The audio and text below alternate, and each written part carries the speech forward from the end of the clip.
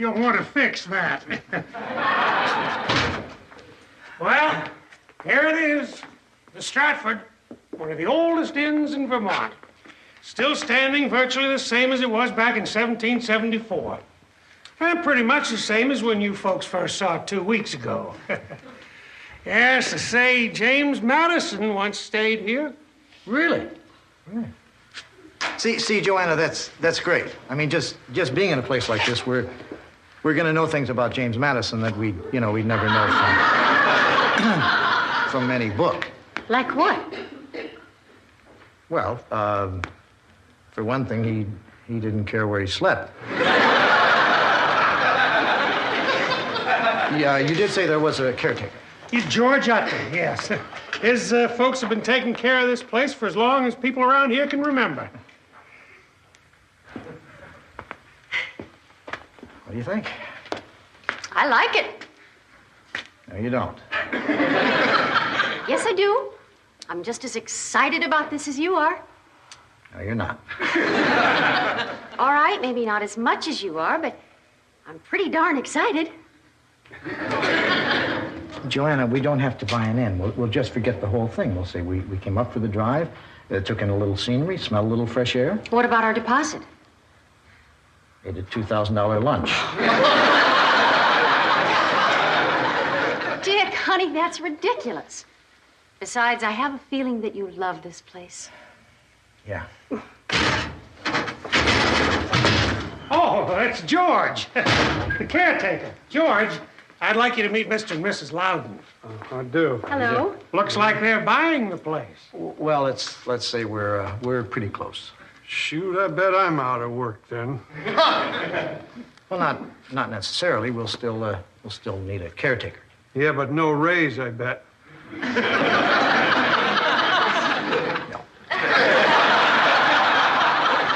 Okay. George, before you go, do you mind my asking what you're working on? You know that little doohickey inside a furnace by the door under the screen? I'm working on the thing next to that. Well, he seems like a real knowledgeable guy. Dear, why don't we just go ahead and do this? You mean that? Sure. Now, I'm not saying we won't have doubts. We're used to Manhattan. Our friends are there. Our whole life is there. You realize I'm on the collection committee to 6 different diseases? We have disease here. Not to mention your work. You're used to writing in a tiny little apartment. Who knows if you can write up here? We always say if you can't write here, you can't write. Then there's all the repairs this place needs, which neither of us knows how to do. Well, I have written some how-to books. Unfortunately, you never wrote one on how to change your life. Look, Joanna, there are a million reasons not to buy this place. That's why most people don't. And maybe that's the one reason we should. I mean, we are standing on the threshold of one of the great adventures of our lives. And we have that rare opportunity to pursue the American dream.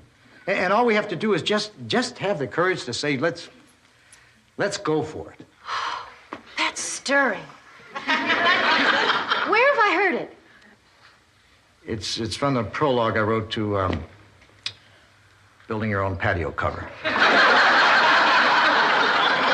Right. Are you excited? I'm excited. Mr. Shaver, I guess we'll take it. Goody. Wait! Oh, God, hold everything! You didn't take it yet, did you? Just now, why? Oh, no big deal.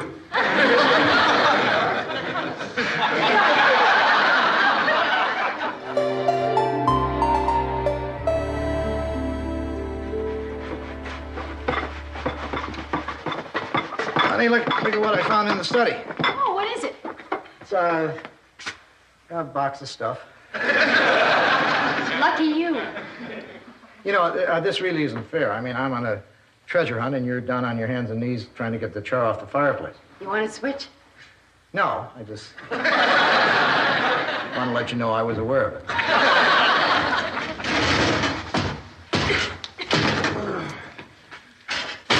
Remind me to fix that. I hung that shutter back up that fell off. I didn't know a shutter was off. Yeah, I knocked one off this morning trying to fix that window. I didn't know there was anything wrong with the window. Yeah, I broke the darn thing trying to clean it. What do you want me to do next? George, you could fix the front door. What's the matter with it? Sticks. That's extra. Oh, yeah, right. Yeah, I'll get my plane shaver.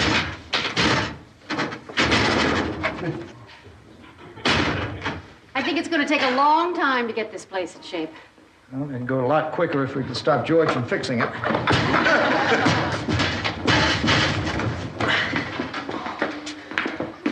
Hi, can I help you? We weren't sure anyone was here. Are you open for business? Not really. But we can be. Why not? Great. How much are your rooms? How much of the room? Why don't you step over here and I'll look it up in the ledger. To be honest with you, we're new at this. We just bought this place. Oh. Rooms. Ah, here we go. That'll be a farthing.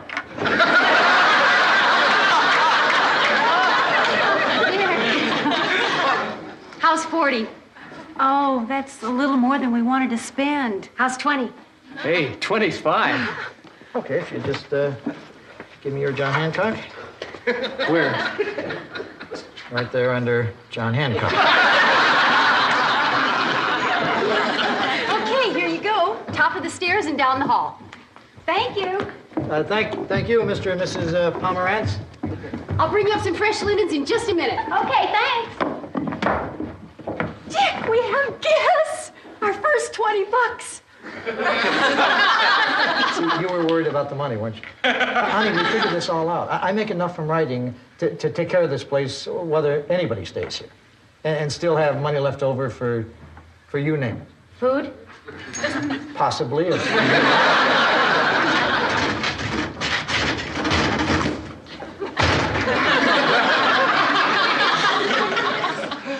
I know what you're thinking. You're thinking that door made me look like an ass. But I'm glad it happened, and I'll tell you why. Because now you know I'm not just some slick-talking guy off the street. How you doing, Kirk Devane? Dick Loudon, and this is my wife, Joanna. Happy to meet you. Happy? Thrilled. I own the place next door. The Minuteman Cafe? And souvenir shop. I was so glad when I heard someone bought this place. Ought to be good for both of us. Well, let's hope so. Yeah. Listen, if we're going to be neighbors and maybe even friends, there's something you have to know about me right up front. And what's that? I'm an habitual liar. Actually, that's not true. What I mean is it's something I'm aware of and working to correct. I only bring it up because admitting it's part of my therapy. Well, thanks. Thanks for being so honest. Actually, I'm not in therapy. I lied about that. But everything else I said was true, or probably as close to it as I'll ever get. Excuse me. Hello? Who? Oh, Mr. Pomerantz. Hold on. Just a minute. I'll check. Low tonight should be around 30 with gusty winds and a chance of freezing rain. Why? Your window is missing.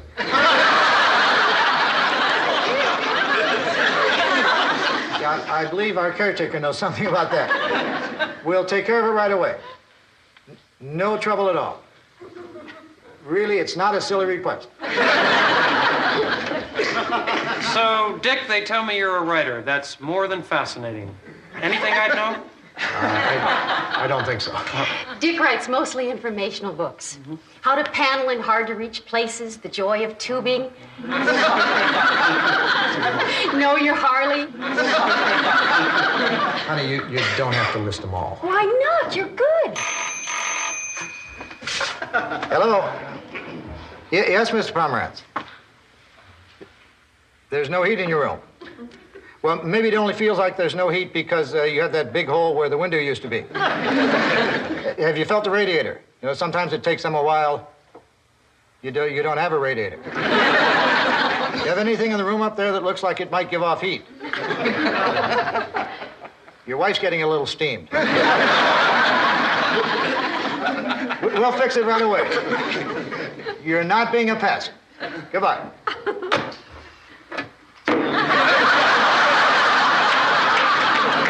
Listen, you're busy and I'm bored, so why don't I drop back over another time? Oh, by the way, did I mention your guests get a 10% discount on my place? No, you didn't. Good.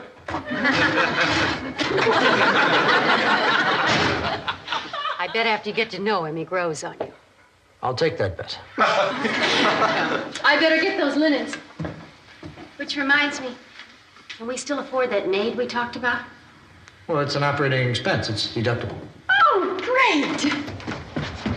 We'll deduct it from our savings.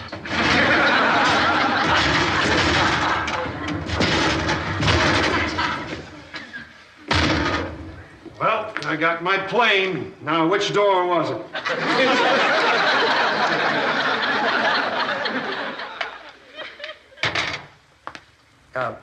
Leslie, if you don't mind me asking, why are you interested in being a maid? Well, to be honest with you, Mr. Loudon, I'd just like to get out and experience the real world. You see, all my life I've had everything given to me. Money, cars, clothes, schooling. I want to find out what it's like to be average. It's fun. I probably don't have a chance, but I'd really like to have this job and I'd work really hard at it. As for my qualifications, I have a degree in European history, and I'm presently attending Dartmouth, studying for my master's in Renaissance theology. And in my free time, I'm practicing with the hope of becoming a member of the U.S. Olympic ski team. That's basically what we're looking for.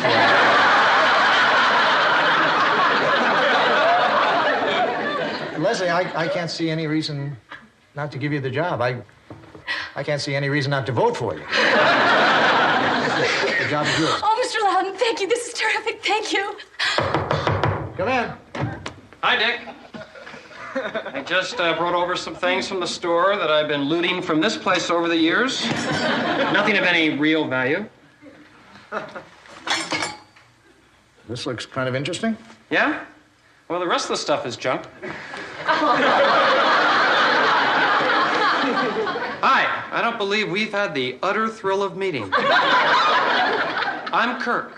Leslie Vandekellen. Kirk what? Douglas. That's not true. His name is Kirk Devane. Actually, that's not true. I lied to you, Dick. Your name is really Kirk Douglas? No, it's not that either. Do you see what a sickness this is? Hi, how's the interview going? Great. This is Leslie Vandercullen. This is my wife, Joanna. Hello. And you know whoever. We just hired Leslie. She's going to move in and work for us while she's going to school. Oh, that's wonderful. Well, I guess that's about it. Why don't I get George and he can show you around? Why don't you get me to show her around? Thank you. Leslie, what are you studying? European history and Renaissance theology. Say hello to fate. That's what my degrees are in. Dick, the DWI just called. The who? The Daughters of the War for Independence. They heard from the real estate agent that the inn was opening again, and they want 12 rooms for next weekend. Why? Well, honey, apparently a number of their ancestors stayed here during the winter of 1775. Well, that's great. It's just, well, I just don't think we're ready to host a lot of people yet. Dick, we're talking about a lot of money. And look how much we've lost fixing up the Pomerantz's room. Honey, we didn't lose that money. We'll still break even. Maybe not in our lifetime. I mean, the purpose of buying the Stratford was to restore it, not to make money off it. I think we're talking about our integrity here. Okay. If you feel that strongly about it, I'll just tell them no.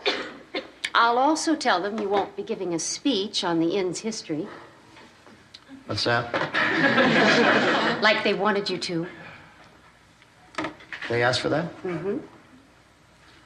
See, that's not fair. I mean, you know that I'm a sucker for talking about this place. I mean, I love that stuff. It's up to you, Dick.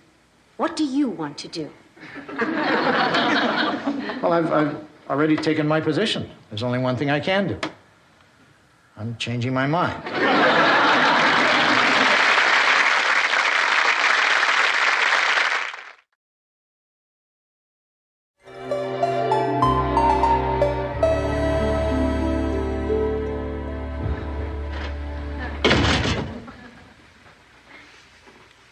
Hi. Remember me? You're Kirk something. Right. Listen, if you're not busy, I was wondering if you'd like to go to a movie. You're joking, right? Right, I meant go get a pizza. I'm waxing the floor. How about tomorrow? Oh, I'm sorry, I can't go tomorrow night. You see, I have this really close friend, and, well, we've been almost like sisters to each other ever since I was 10 years old. Well, the last 2 years she's had this really serious illness, and we didn't know whether she was going to pull through or not. But she did, and she met this really neat guy, and they're really in love, and they're getting married tomorrow night, and I'm serving as maid of honor. Any chance you can get out of it?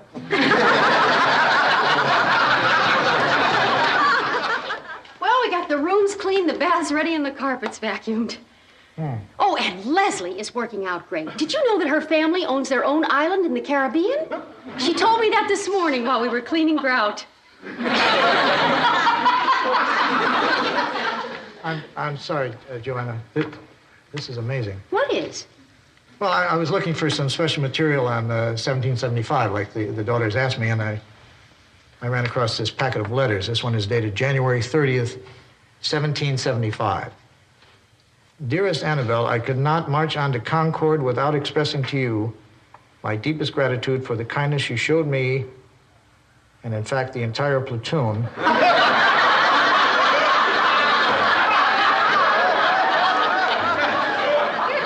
Upon our recent visit to the Stratford Inn.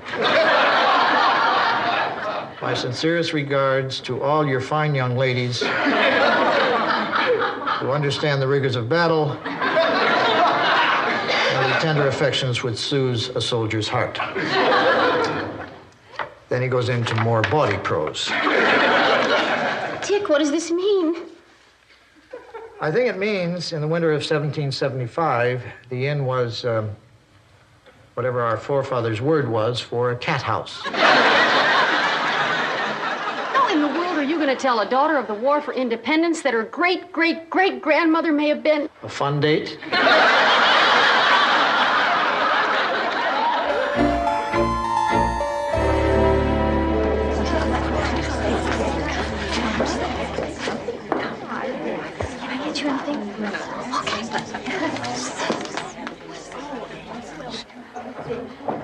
Oh, Dick, they're waiting for you. How do I look? Nervous. Have you figured out what to say yet? If I figured that out, I wouldn't care how I look. They seem to be having a good time, honey. Oh, I'll put a stop to that. Well, I've served all the hors d'oeuvres. Good luck. Thanks. Well, I set up your podium. Oh, well, okay. I put it by the fireplace in front of all those chairs. Good. It's brown. I think I'll find it. I'm here if you don't. Well, I guess this is it. Good luck, honey.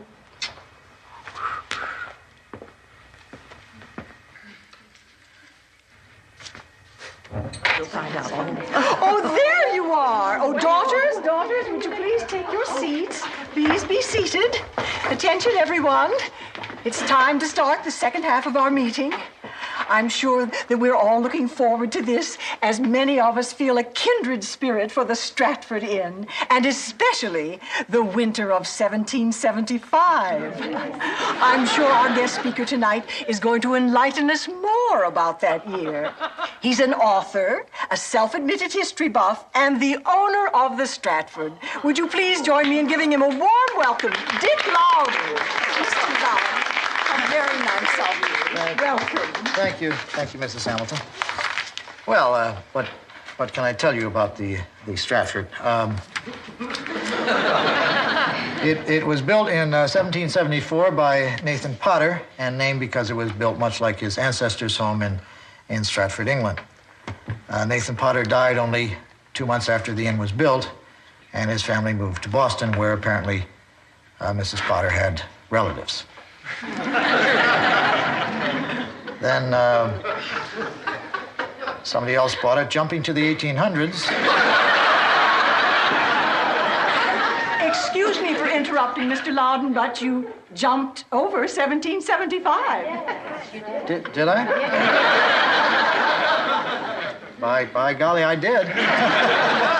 We're especially interested in that. You see, we know that we have letters from some of our ancestors showing that they stayed here during that winter.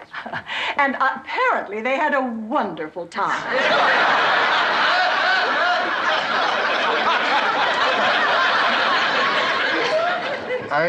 Are you sure it was here? Oh, yes. So we would like to hear what you know about that particular year, and the rest of the stuff you can flush.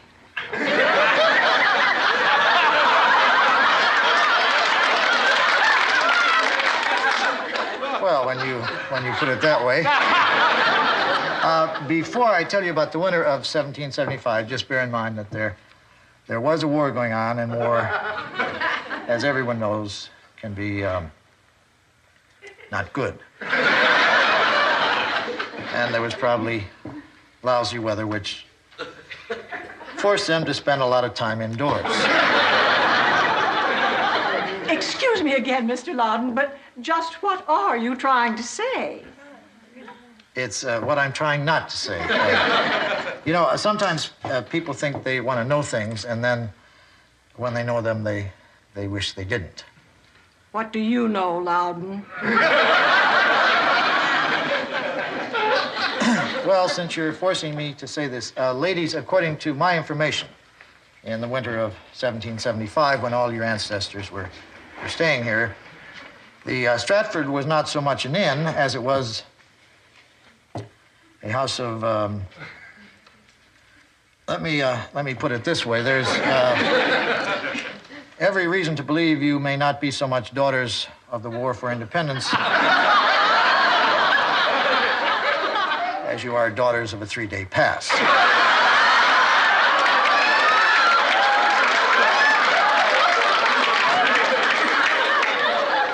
Well, I can tell from your stunned silence you're not taking this well. I wish there was something I could say.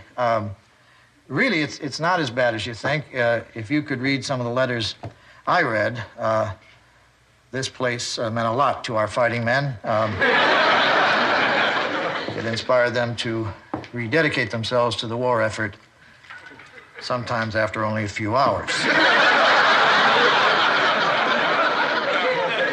Are you saying we shouldn't be upset? Well, maybe not. Maybe Vermont wouldn't be Vermont today if the Stratford hadn't been what it was then. By God, he could have a point. And it wasn't just Vermont it helped. From some of the letters I read, guys from New Hampshire and Massachusetts got it. Good for them. Ladies, let's face it, America might not be America today without the Stratford. And I, for one, am not too proud to tip my hat and say, well done.